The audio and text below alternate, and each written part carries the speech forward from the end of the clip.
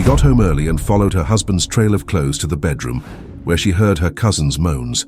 She didn't interrupt. She just stood there in silence, letting them finish, because the real ending belonged to her. The dust from the gravel road still clung to Julia's cheap suitcase when she rang the doorbell of Esther and Klaus's apartment in the bustling heart of Los Angeles. It was a sharp, insistent buzz that clashed with the image Esther had of her cousin, a girl from rural Kansas with dreamy eyes and bare feet, who spent summers on the family farm talking about becoming a movie star. Now, here she was, in her early 20s, with that same ambition in her eyes but wrapped in the smog and rush of the city that had swallowed her for a few hours. Esther opened the door with a smile that lit up the hallway of the building. That hug was a portal through time, transporting her back to hot afternoons of her childhood, to the smell of cornbread and the innocent complicity that only family can offer. Julia, with her slightly shy demeanor but a fierce determination in her gaze, explained the situation. The auditions for a major Hollywood film, the lack of money for a hotel, the hope that her cousin, the only relative in the big city, could be her safe haven. For Esther, the decision was instant. Welcoming Julia wasn't a favor. It was a duty of affection, a way to give back to the universe the blessings she felt she had received.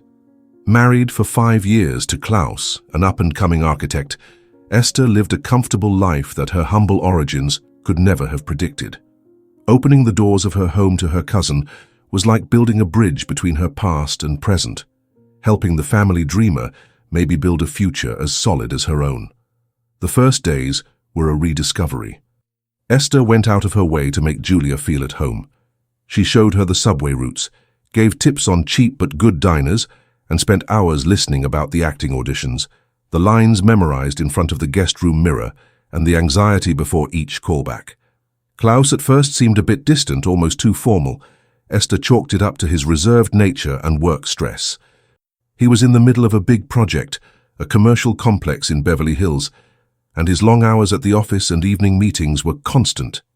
"He's just like that, Jules, focused, but he's got a huge heart," Esther justified, while preparing a hearty breakfast for her cousin before another day of auditions. Julia, meanwhile, seemed to adapt with surprising ease. Soon she wasn't the shy girl from the countryside anymore. She moved around the apartment with the familiarity of someone who'd always lived there, borrowing Esther's clothes, grabbing yogurt from the fridge without asking, and developing a curious camaraderie with Klaus. They talked about movies, her ambitions, his frustrations with work. Esther watched from afar, happy to see her makeshift family finding harmony. She saw their interactions as a sign that her generosity was blooming, creating an environment of support and affection. Little did she know that the roots of that harmony were sunk in rotten soil of lies. The change was subtle, almost imperceptible, like a dissonant note in a family symphony. Klaus, who used to complain about fatigue, started coming home later, but with renewed energy. A spark in his eyes that Esther hadn't seen in ages. The client meetings became more frequent, always at times that coincided with Esther's own commitments, like her grad school classes or dinners with friends. Julia, on the other hand, started showing a confidence bordering on arrogance. Her comments about Esther's life, once full of admiration, now came with a veiled hint of criticism. "Wow, cuz, don't you get tired of this routine? Home, work, grad school?" "Life's more than that," she said, while trying on an expensive dress Esther had bought. Small signs like Klaus's clothes in the guest room laundry basket, or his cologne lingering on Julia's towels, began to trigger an uncomfortable alert in Esther's mind. She tried to push those thoughts away, accusing herself of jealousy, of imagining things. After all, it was her cousin, the girl she'd helped raise. It was her husband, the man she planned to grow old with. Trust was the foundation of her world. The crack in that foundation happened on a rainy Tuesday. Esther had a grad school class cancelled at the last minute. Happy at the prospect of a quiet night, she decided to stop at the grocery store and prepare a special dinner. When she got home, she felt a strange, heavy silence. The door was ajar. She entered, and the first sign of the impending earthquake was a pair of Klaus's dress shoes tossed carelessly near the entryway console. Shoes he only wore for important meetings. Further on, his blazer, draped sloppily over the stair railing to the second floor. Then his dress shirt crumpled on one of the steps. A trail her brain refused to interpret, but her heart already understood with painful clarity. Each piece of clothing was a marker on the path to betrayal, a map guiding her to the epicenter of her pain. She climbed the stairs in silence, barefoot to avoid noise, her heart pounding against her ribs with a violence that left her breathless. As she approached the half-open door of her own bedroom, the sound hit her. It wasn't loud, but it was unmistakable. Moans. A female voice, breathless, calling Klaus's name. And the voice wasn't hers. It was Julia's. The voice of the cousin she'd welcomed, the dreamy girl now performing a very different kind of act in her bed. Esther's world shattered into shards of glass in that instant. The smell of cornbread was replaced by the sour odor of betrayal. The image of bare feet on the farm was overlaid by the mental vision of her cousin in her husband's arms. She stood there paralyzed, her hand hovering over the doorknob, the sound of their passion echoing like the announcement of her own emotional death. But she didn't go in. Amid the shock, an unexpected coldness, a cutting lucidity took over her being. She backed away, step by step, her footsteps muffled by the carpet and the deafening beat of her heart. The true final scene of that story wouldn't belong to them. It would belong to her. With a tremor she could barely control, Esther pulled her phone from her pocket. The device, normally a tool for connection, became a weapon. She opened the voice recording app and, with the care of a spy, positioned the microphone toward the crack in the door. Every moan, every whisper, every creak of the bed that she and Klaus had chosen together on their first married vacation was captured and turned into digital data. 1 minute and 47 seconds of pure devastation, documented for posterity. Then, still driven by that icy survival instinct, she went downstairs and photographed the trail of clothes, each image time-stamped, irrefutable proof of the desecration of her home. She locked herself in the downstairs powder room, a small space that suddenly seemed the only safe place in the world. She looked at herself in the mirror and didn't recognize herself. The woman staring back had dilated eyes, pale skin, but there was something new there, a determination of steel forged in the fire of the deepest betrayal. She didn't cry. The tears would come later. In that moment, there was only a plan forming, a war strategy being drawn in her mind. And the first call wasn't to confront them, it was to her general. Rebecca, her best friend since college, a family law attorney known in the courts for her sharp mind and unrelenting stance. Rebecca's voice on the other end was like a life vest in an ocean of chaos. "Esther, what's wrong? You sound off." Esther told her everything, in quick, precise whispers, her voice choked not by pain, but by contained rage. Rebecca listened in silence, processing every detail. Her response wasn't consolation, but command. Listen carefully, do nothing, don't go into that room, don't talk to them. You have the recordings? The photos? Great. Save everything to the cloud, in more than one place. Pretend nothing happened. Go back to your car, hit a coffee shop, wait an hour, then come home like you're just getting back from grad school. Act normal. We're not acting with the heart. We're going to destroy their lives with the law and reason. And we'll do it on our time, our way. Following Rebecca's instructions was the hardest thing Esther had ever done. Every minute in the coffee shop, staring at the street without seeing, was torture. But her friend's voice echoed in her mind, a mantra of calm and strategy. When she returned home, she found the scene perfectly staged. The living room was tidy, the kitchen clean. Klaus was on the couch, reading a book, and greeted her with a kiss on the cheek that made Esther's stomach churn. Julia's perfume still lingered subtly on him. "Hey, babe, thought you'd be later," he said with the ease of an experienced actor. Julia appeared soon after, coming from the guest room, her hair damp and an innocent smile. "Cuz, glad you're here. I was thinking we could do a movie night tonight." The performance was flawless. They were masters of deception. And Esther, remembering Rebecca's words, joined the game. She smiled back, a smile that didn't reach her now cold, calculating eyes. "Great idea, Jules, but I'm exhausted. Class was tough." She passed them, went upstairs to the bedroom and smelled her own soap in the air, saw the bed perfectly made, a pathetic attempt to erase the evidence. That night, lying next to the man who'd betrayed her with her own cousin, Esther didn't sleep. She planned every step, every move, every word. The pain was still there, a burning ember in her chest, but now it was covered by a layer of ice. Revenge, she discovered, wasn't a dish best served cold. It was a feast to be prepared slowly with the best ingredients and served in public so everyone could witness the fall of her tormentors. The following days were an exercise in superhuman self-control. Esther became the embodiment of normalcy. She made breakfast, asked about Klaus's work, listened with fake enthusiasm to Julia's auditions. Inside, she was a dormant volcano, building pressure, waiting for the right moment to erupt. The perfect opportunity arose a week later. Julia came home euphoric, jumping and screaming, waving a paper in the air. "I got it! I got it! I landed the role! I'm going to be the co-lead in a film by Brian Faulkner." The director's name carried weight in Hollywood. It was the big break of her life, the dream from the heartland materializing under the lights of LA. Klaus hugged her, spinning her around, a gesture of complicity that went unnoticed by Julia, but stabbed Esther like another knife. "I knew it, sweetie, I knew you'd do it," he said, his voice full of an intimacy that was too much. Esther, now the actress herself, ran to hug her cousin, her face buried in Julia's shoulder to hide the icy gleam in her eyes. "Congrats, cuz. I'm so happy for you. This deserves a proper celebration. Let's do a barbecue on Saturday up on the building's rooftop. I'll invite the whole family, our friends. Everyone needs to celebrate with you." The idea was met with enthusiasm. Julia, blinded by vanity and success, saw it as the recognition she'd always craved. Klaus saw it as a chance to keep up appearances, to reinforce the image of the perfect couple supporting the talented cousin. They didn't realize they weren't being invited to a party. They were being lured into a trap, a carefully set trap, where the stage wouldn't be a movie set, but the stage for their own public humiliation.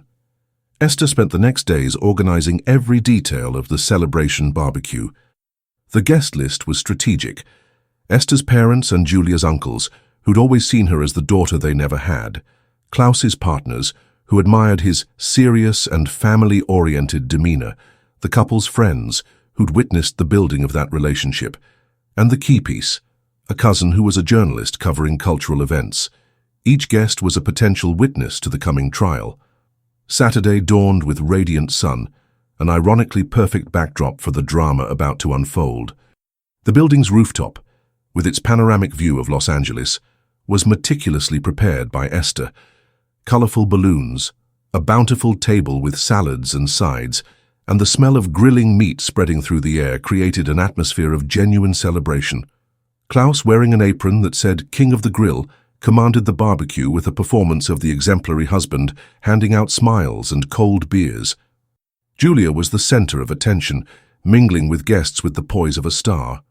She wore a white, flowing dress that Esther had helped her pick, an image of purity and success that was an affront to the truth. She retold, with dramatic gestures, the story of her audition, the moment she got the director's call, the dreams now within her grasp. Esther's parents, Julia's uncles, looked at her with tears in their eyes, pride etched in every wrinkle on their faces. "We always knew our girl would go far," said the uncle, patting Klaus on the back with a smile. Esther observed everything from a calculated distance, her face a mask of the perfect hostess. She refilled platters, chatted with friends, and with every congratulatory hug she gave Julia, she felt the ice in her veins solidify. Her friend and lawyer Rebecca arrived discreetly, blending into the guests, but her eyes met Esther's for a moment, a silent nod that the plan was in motion and she was there for legal and emotional support. The party hit its peak around 3 in the afternoon. The music was loud, laughter echoed across the rooftop, and the alcohol had loosened most inhibitions. It was the moment Esther had waited for. With a glass of champagne in hand, she stepped onto a small makeshift platform near the grill, tapping the microphone she'd rented, supposedly for later karaoke. Everyone, a minute of your attention, please." The music faded, and faces turned to her. Klaus and Julia positioned themselves beside her, smiling, expecting a tribute speech. "I want to thank all of you for being here today," Esther began. her voice steady, projected with a clarity that surprised even herself. "We're here to celebrate a big dream coming true. The dream of my cousin Julia, who's always been like a sister to me." She paused, looking directly at Julia, who smiled, touched. "Since we were kids, Jules dreamed of being an actress, of shining bright. And today she landed a role that's going to change her life, a role in a big movie, one that requires not just talent, but an image of integrity, of trust. After all, the audience needs to believe in the character, right?" The cousin journalist, positioned strategically near the sound system, already smelled a story and discreetly turned on his phone recorder. "And Julia," Esther continued, her tone shifting subtly, gaining a steel edge, "is a fantastic actress. She's so good that she fooled me for weeks, acting like the innocent, grateful cousin while carrying on an affair right under my roof." A murmur rippled through the crowd. Julia's smile froze. Klaus stepped forward, confusion turning to panic. "Esther, what are you saying? You had too much to drink?" He tried to intervene, his voice a bit too loud. Esther ignored him completely, her eyes fixed on her cousin. "She's so talented that she landed the perfect supporting role. My husband, Klaus." The silence that followed was absolute, dense, heavy as a shroud. Smiles died, glasses halted midway to lips. Esther's parents looked from their niece to their son-in-law, incredulity stamped on their faces. Before anyone could react, Esther signaled Rebecca, who, with the precision of a sound operator, hit play on a laptop connected to two large speakers. The audio that filled the rooftop left no room for doubt. Julia's moans, her breathless voice calling Klaus's name, the unmistakable sound of the couple's bed, the sound of betrayal, amplified for all 70 guests to hear. Julia's face twisted into a mask of horror and humiliation. She tried to say something, but only a strangled sound escaped her throat. Klaus went white as wax, eyes wide, searching for an escape route that didn't exist. "That," said Esther, as Rebecca cut the audio after 20 seconds that felt like eternity, "was recorded last Tuesday in my bedroom, on my bed, while I was supposed to be at grad school." She then turned to a screen that had been set up, supposedly for a tribute video. With a click, the photos of Klaus's clothing trail appeared in sequence, the shoes, the blazer, the shirt. Each image was a stab at the adulterous couple's reputation. "Klaus told me he had a super important client meeting, like so many other meetings in the last weeks." The awkwardness on the rooftop was palpable. Friends averted their eyes. Klaus's partners exchanged somber glances. Esther's mother began to cry silently, supported by her husband, whose face was a storm of fury and disappointment. "Esther, stop this. Let's talk inside," Klaus finally managed, his voice trembling with rage and desperation. "Talk? We have nothing left to talk about, Klaus," Esther replied, stepping down from the platform and walking slowly toward him, her gaze unrelenting. "But I think you have a lot to explain. To my parents, who took you in like a son. To your partners, who you lied to using the firm's name to cover your hookups. And to your lover's family." The word left her lips with cutting contempt. Esther's father, a usually calm and thoughtful man, stepped forward, his body tense. "Get out of my sight, Klaus. And you, Julia, you have no family here anymore." The sentence was final, irrevocable. The party had turned into a courtroom, and the guilty verdict had been sealed in public with irrefutable evidence. Julia's acting career, which she'd come to celebrate, died right there on that rooftop before it even began. And Klaus's image as a family man and serious professional dissolved into smoke, along with the smell of the meat now burning, forgotten, on the grill. The exodus was chaotic and silent, guests left in small groups without goodbyes, eager to escape the toxic atmosphere. Julia, in tears, was the first to flee, running toward the elevator, followed by looks of contempt and pity. Klaus remained frozen for a while longer, as if hoping it was all a nightmare, until his main partner, Richard, a grey-haired and imposing man, approached him. "In my office Monday 8 a.m. and bring your lawyer," he said, his voice low and icy, before turning and leaving without a backward glance. The veiled threat was clear. Klaus's fall wouldn't be just personal. Esther watched the scene, her heart still pounding hard, but with a sense of power she'd never experienced. The pain of betrayal was still there, but now accompanied by a cold, calculated justice. Rebecca approached and placed a hand on her shoulder. "You were amazing, strong. Now, phase 2 of the plan." On Monday, while Klaus prepared for the meeting that would seal his professional fate, Esther and Rebecca met in a different law office. Rebecca had prepared a complete dossier. It didn't just contain the proof of the affair, but also a meticulous review they'd done during the week. Cross-referencing Klaus's evening meetings dates with the joint credit card statements, they found a pattern. Expensive dinners, motel day rates on the outskirts of the city, gifts Esther never received. Everything documented. Esther, with a power of attorney, went to Klaus's architecture firm and asked to speak with Richard. She was seen immediately. In the conference room with another partner present, she handed over the dossier. "Richard, I'm not here for personal revenge," she lied with professional conviction. "I'm here as someone who cares about this firm's integrity." Klaus used client and project names as excuses for his hookups. He compromised the firm's image, and honestly, I don't know to what extent he didn't use company resources to fund this double life. The seed of distrust, planted on already fertile ground of irritation over Klaus's declining performance, sprouted instantly. Richard leafed through the documents, his expression darkening with each page. The motel receipts, conveniently near dates of supposed site visits, were the final proof. The decision was swift.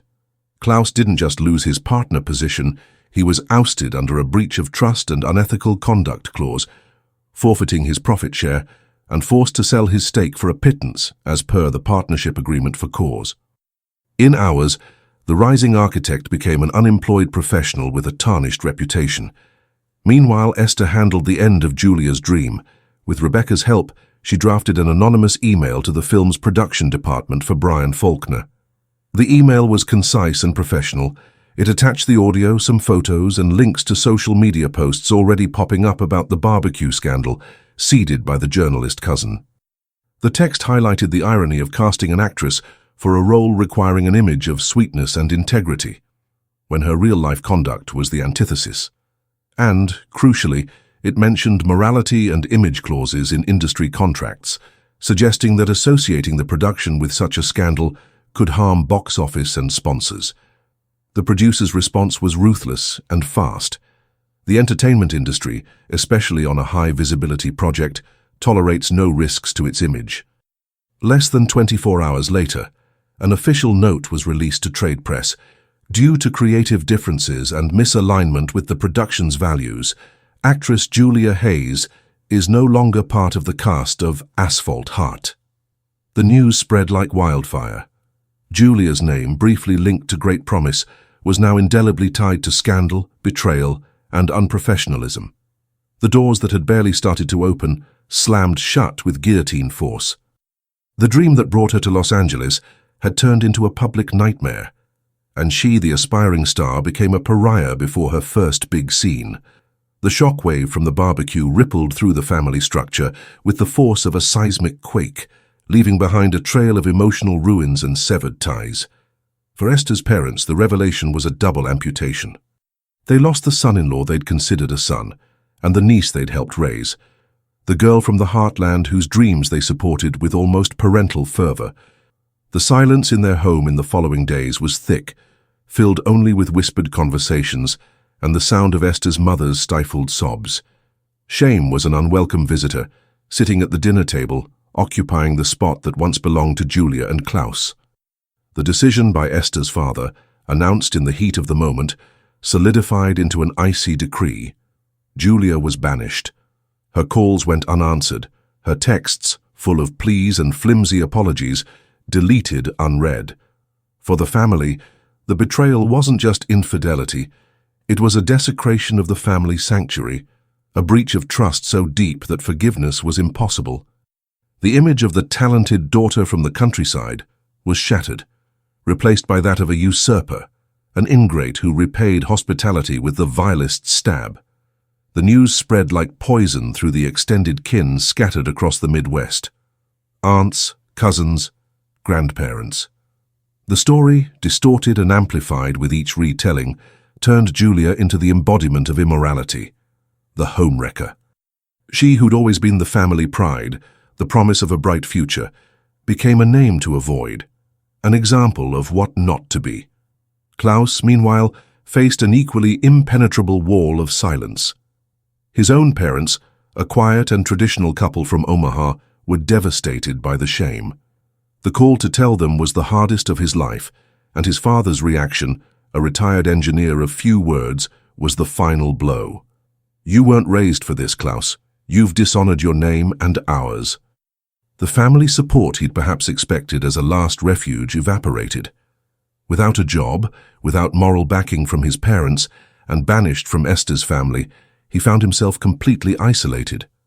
The adulterous couple, now stripped of their safety nets, were forced to cling to each other, not out of love or passion but pure desperation. Julia, evicted from Esther's apartment the day after the barbecue, her bags left in the building hallway, had no choice but to seek shelter with Klaus. He, in turn, had to vacate the apartment he shared with Esther within 48 hours, per the extrajudicial notice prepared by Rebecca. Together, they rented a tiny one-bedroom in a run-down suburb, a place that contrasted brutally with the comfort and status of their previous lives. The fiery passion of secret encounters quickly extinguished under the harsh light of reality. Conversations, once filled with whispers and promises, now revolved around bills, fruitless job searches, and mutual blame that poisoned the air. Klaus blamed Julia's unchecked ambition. She accused him of being weak and not protecting her. The forbidden romance, so thrilling when secret, became a prison of resentment and failure when it became their only reality. While they sank, Esther began to emerge from the rubble. The first days were the hardest. The apartment, now silent and empty, seemed too big. Every corner held a memory now tainted. The pain of betrayal came in waves, sharp and unexpected, during a song on the radio, seeing a couple holding hands on the street, feeling the empty side of the bed. Yet unlike what she'd expected, the predominant feeling wasn't sadness, but a strange and growing lightness. It was as if a weight she didn't even know she carried had been lifted from her shoulders. Rebecca's constant presence was her anchor. Her friend offered not just legal advice, she offered her home, her time, her ear. They spent nights talking, not just about the divorce, but about life, about the dreams Esther had set aside for the marriage. "Es, you erased yourself for him," Rebecca said one night, sharing a bottle of wine. "You gave up so much. Your career, your hobbies. Maybe this isn't an end. Maybe it's a beginning." The words echoed in Esther's mind. She started to see the truth in her friend's words. How many times had she turned down invites with friends because Klaus was tired? How many personal projects had she postponed because his career was the priority? The betrayal, as brutal as it was, acted like an electric shock, waking her from a 5-year stupor. With Rebecca's help, Esther began reorganizing her life with the same method she'd used to plan her revenge. The divorce process was quick and incisive. The prenup Klaus had signed with a condescending smile years before was her salvation. The adultery clause, added at Rebecca's suggestion, voided any claim he had on assets Esther acquired before and during the marriage. The apartment, bought with her inheritance money, stayed in her name. Her savings and investments were protected. Klaus left the marriage with little more than his clothes and mounting debt. Free from financial and emotional ties, Esther felt a burst of creative energy. She dove headfirst into grad school, standing out as one of the top students. One of her professors, impressed with a project she presented, invited her to join a consulting gig for a major tech company looking to humanize its brand. The opportunity, which she probably would have declined in the past to not disrupt the couple's routine, was embraced wholeheartedly. Her performance on the consult was so notable that within weeks she got an offer to lead a new strategic communications department at the company. The salary was nearly double what she'd earned before, and the challenge excited her in a way she hadn't felt in years. She was building something for herself, by herself. Esther's transformation wasn't just professional. She reconnected with herself. She returned to the yoga classes she'd abandoned, feeling her body and mind realign. She rekindled friendships that had grown distant. rediscovering the joy of light conversations and genuine laughter. She painted the apartment walls, swapped out furniture, and each new color, each new item, was an affirmation of her new identity. The home that had been the stage of her greatest pain now became the sanctuary of her rediscovery. She didn't take pleasure in Klaus and Julia's misery. The sporadic news that came through mutual friends about their financial struggles, their constant fights, brought her no joy, but a kind of melancholic confirmation that their relationship's foundation was rotten. The revenge had been a necessary act, a cycle closure. But the real victory wasn't in their fall, but in her own rise. She realized the power she'd felt unmasking them was nothing compared to the power she felt now, taking the reins of her own destiny. Happiness wasn't the absence of pain, but the ability to build something new from it. Months passed, fall gave way to winter, and winter to the promise of spring. Esther, now a successful executive, confident and surrounded by loyal friends and her parents' unconditional love, decided it was time to celebrate her new life. She didn't want a party. She wanted a moment of introspection, of peace. She remembered a trip she'd always dreamed of, but Klaus had always deemed too rustic. Without a second thought, she bought a ticket to the Pacific Northwest coast, to a small fishing village in Oregon, famous for its deserted beaches and spectacular sunsets. The trip was a journey of healing. She spent days walking on the sand, feeling the salty water cleanse not just her skin but her soul. She talked to locals, heard their stories, and felt part of something bigger, simpler, more authentic.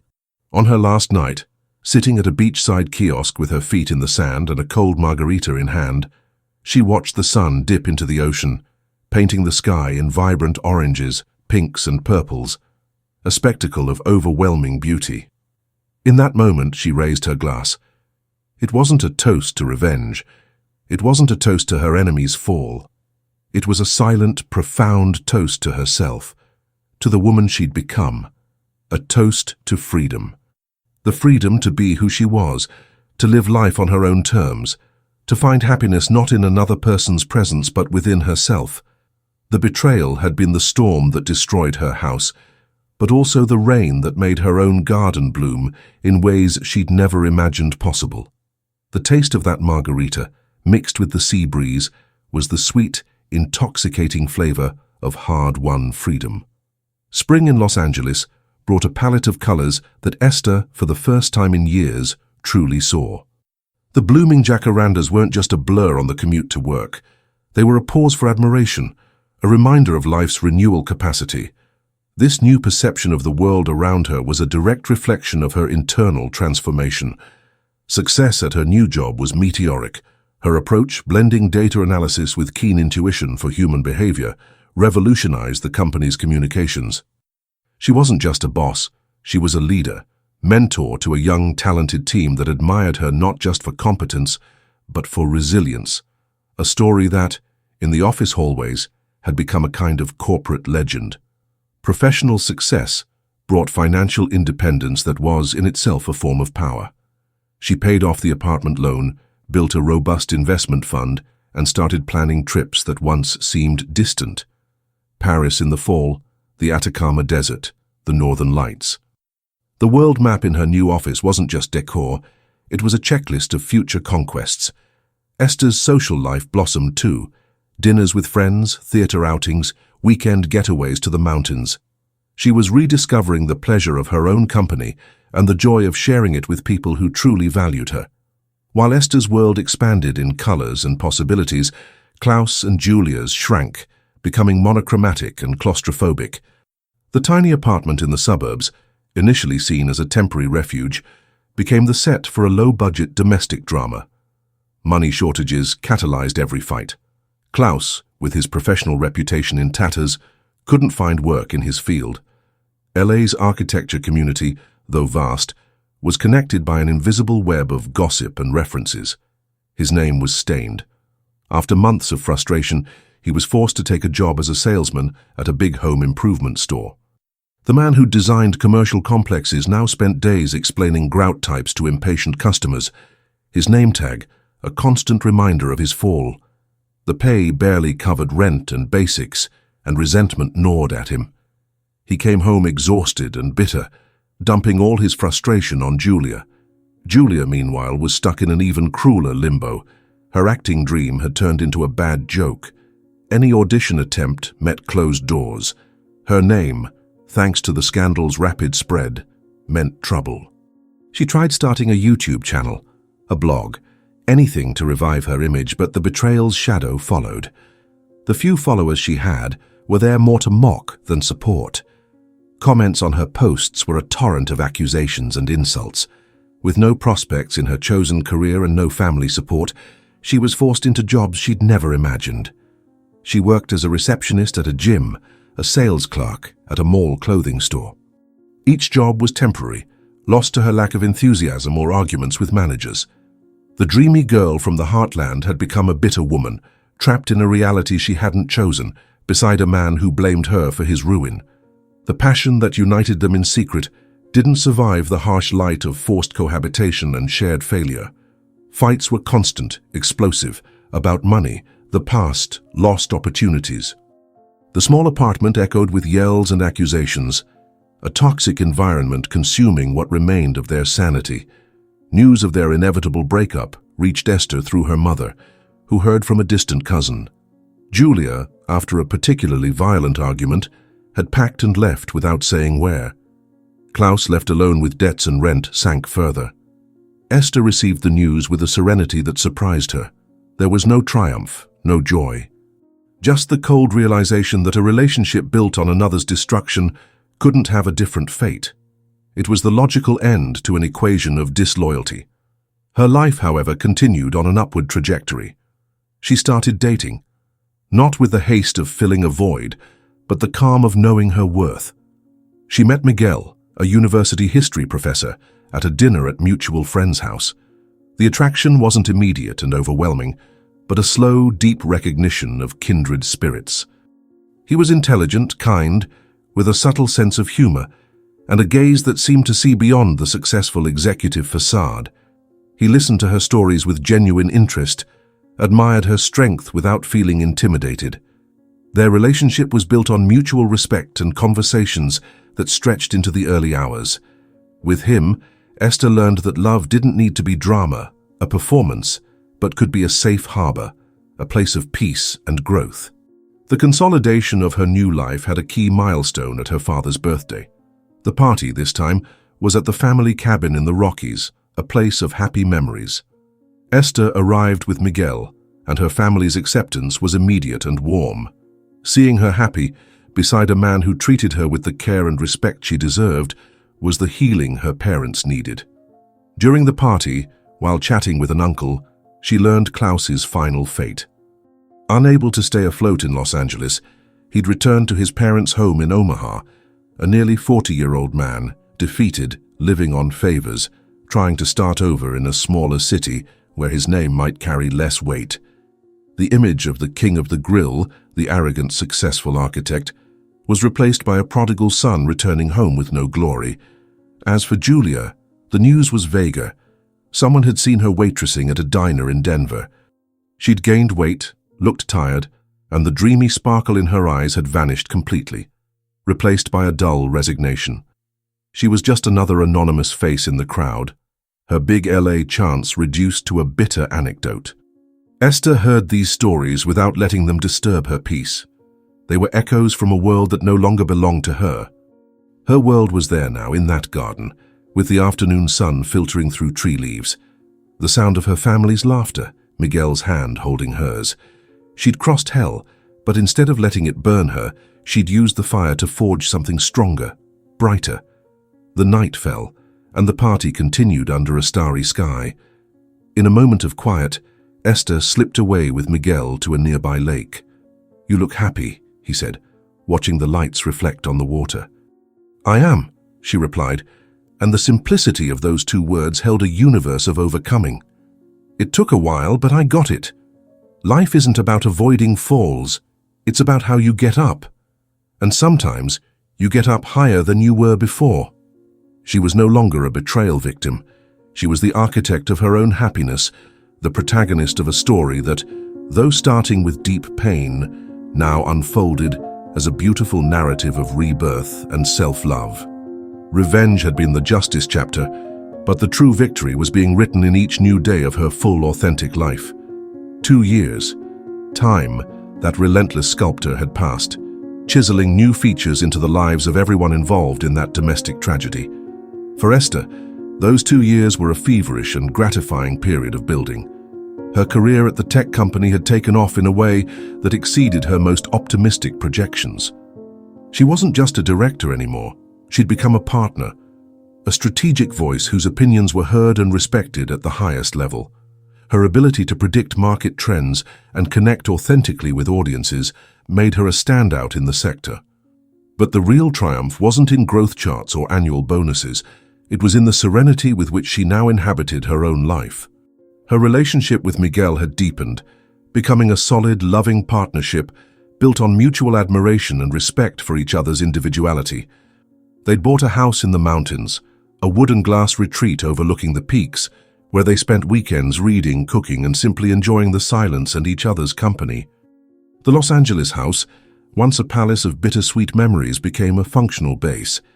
But her sanctuary, her true home, was there, amid nature, where the air was pure and the past held no power. On a chilly Saturday afternoon, while organizing old boxes in the mountain house attic, Esther found a small wooden chest. Inside, among childhood photos and teenage letters, was an envelope. Opening it, she found the photos from that fateful afternoon: Klaus's shoe, the blazer, the shirt. And in a separate compartment, a small USB drive. She knew what it contained. For an instant she felt a chill, a shadow of the pain that had consumed her. She took the drive to her laptop, curiosity mixed with some apprehension. What was she seeking by revisiting that proof of her humiliation? With a sigh, she closed the laptop. She didn't need it anymore. Those images, those sounds, belonged to another woman, a version of herself she barely recognized. Today's Esther wasn't defined by the betrayal she'd suffered, but by the life she'd built despite it.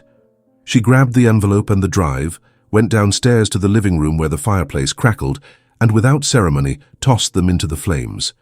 She watched the fire consume the paper and melt the plastic, turning the last relics of her pain to ashes.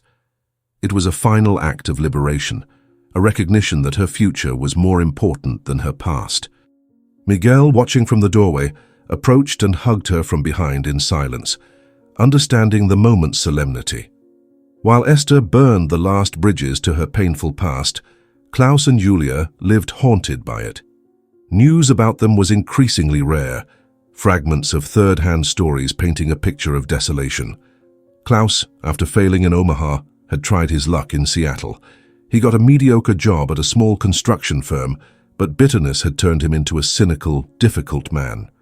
He lived alone in a studio, his only solace seeming to be alcohol.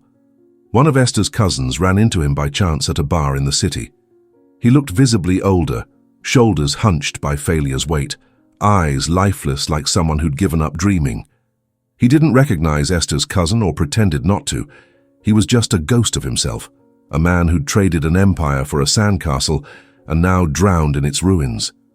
Julia's story was, if possible, even more tragic. After drifting through dead-end jobs, she tried one last desperate act, returning to her hometown in Kansas. She imagined, perhaps, that time had healed wounds, that family would take her back. It was a brutal miscalculation. The small town, with its long memory and conservative morals, didn't forgive. She was met with sideways glances, whispers on corners, and social isolation that was daily torture. Her own parents took her in, but the home dynamic was tense and resentful. She was no longer the prodigal daughter, but a burden, a constant reminder of the shame she'd brought the family. The girl who'd left to conquer the world returned with nothing but the reputation of a homewrecker, an indelible mark that would follow her forever. The final irony came in the form of an invitation. Brian Faulkner, the director of the film that nearly launched Julia to stardom, was starting a new project. Esther's company was hired to handle all communications and marketing strategy. During one of the first planning meetings, Julia's name came up. A newer production assistant, unaware of the history, suggested her for a small role. I saw an old audition of hers. She had potential, the guy said. Brian Faulkner in the meeting shook his head. Potential isn't everything. This industry is built on trust and reputation. She burned the bridge before crossing the river. Next name. Esther heard the exchange without reacting, her face the impassive mask of a professional. Inside, though, she felt a pang, not of pleasure, but of a deep, melancholic understanding of how the world works. The choices we make echo in ways we can't predict. Klaus and Julia's choice, made in a moment of selfish passion, had created an echo of destruction that continued to resonate in their empty lives. Esther's choice, to turn her pain into strength, had created an echo of success and happiness. That night at the mountain house, while stargazing with Miguel, Esther reflected on revenge. What she'd done was undoubtedly retaliation, calculated destruction. But now, with time's distance, she saw it differently. Revenge hadn't healed her. Revenge was just the necessary surgery to remove the tumor. Healing came after, in the slow, deliberate process of rebuilding, reconnecting with herself, learning to love herself again. The true victory wasn't seeing Klaus and Julia fall, it was realizing she could fly without them. She didn't need their unhappiness to be happy. Her happiness was her own construction, solid and independent. "What are you thinking about?" Miguel asked, his voice breaking the night's silence. Esther smiled, a genuine smile from the soul's depths. "I was thinking how life's curious. Sometimes the worst things that happen lead us to the best places." She nestled in his arms, feeling the warmth and security of love built on truth. The past was finally in its place, a lesson learned, a story told, a scar proving she'd survived and grown stronger in the broken place. 3 years after the barbecue that redefined her destiny, Esther found herself in a place that was both the end of one journey and the start of another, the rooftop of her own company. She and 2 partners, met through the tech consulting, had founded Nexus, a communications and branding agency that quickly became one of LA's most innovative. The launch cocktail, held in the modern office overlooking the Hollywood sign, was a buzzy event, packed with journalists, clients, and industry figures. Esther, in an elegant navy dress, mingled with the confidence of someone who'd built every inch of that success. She was no longer an architect's wife or a betrayal victim. She was Esther Brooks, Nexus co-founder, a force of nature in her own right. Miguel was by her side, not as an accessory, but a proud partner, his admiring gaze the only mirror that mattered to her. Amid toasts and chats, she was approached by her journalist cousin from the fateful barbecue. "Congrats. It's amazing what you've built," he said, genuinely impressed. "By the way, not sure if you heard, Julia sent you a letter. It arrived at your parents' house." Esther felt a distant curiosity, like hearing news from a country visited long ago. Later that night at home, her mother forwarded a photo of the letter. The handwriting, once bold and flowery, was now shaky, almost childlike. Esther read the words on her phone screen, sitting on the balcony of her apartment, the same place where she'd once planned her revenge. The letter was a long, confused plea for forgiveness. Julia spoke of her miserable life back in Kansas, the dead-end job at a supermarket, the town's contempt, and the coldness in her own home. She mentioned Klaus, whom she'd never heard from again, and the emptiness consuming her. "I know I don't deserve it, but I needed to tell you," she wrote. "You didn't destroy my life, cuz. I destroyed it the moment I stepped into your bedroom with your husband. I traded everything that mattered, your family's love, your love, for a stupid fantasy. I envied you, your life, your marriage. In my stupidity, I tried to steal a piece of it, but ended up losing myself. I hope one day, maybe in another life, you can forgive me." Esther read to the end. She felt no anger, no pity, no satisfaction. Just a vague, profound goodbye. She deleted the image. Forgiveness was something Julia would have to resolve with herself and her conscience. Esther's absolution wasn't for sale, nor needed for either's peace of mind. The Nexus launch night culminated with Esther's speech.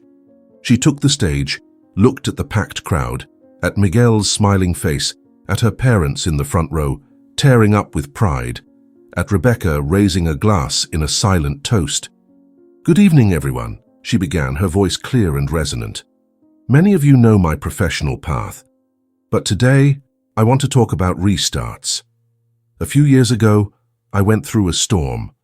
One of those that rips off the roof, shatters the windows and leaves you sure nothing can be rebuilt. And for a while I believed that. She paused, and the rooftop silence was total. But what I learned, in my own life's rubble, is that we're stronger than we think.